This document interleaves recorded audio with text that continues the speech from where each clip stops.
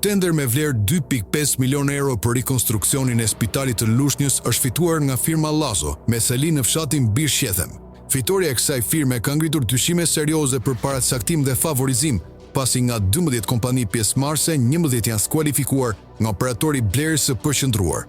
Kjo ka ngjallur dyshime për një procedurë të manipuluar. Firma Lazo, në pronësi të vëllezërve Aldi dhe Anea Lazi, ka qenë përfituese vazhdueshme e tenderëve shtetëror dhe jashtë Lushnjës.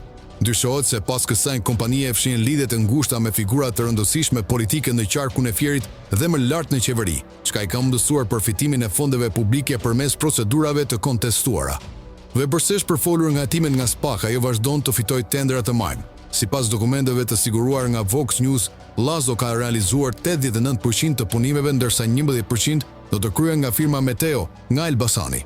Të dyja mbështeten nga kompania Impact në Tiranë. Në garë ishte edhe kompania me reputacion si AIDA, Ed Construction dhe Kevin Construction, të gjitha ofruan shuma më të ulta se firma fituese. Skualifikimi masiv i kompanive pjesëmarrëse përfshir disa që kanë fituar tendera të mëdhenj në të kaluarën, la hapësira për dyshime mbi ndërhyrje politike dhe favorizime të hapura në prag zgjedhjesh, siç është edhe rasti i këtij tenderi.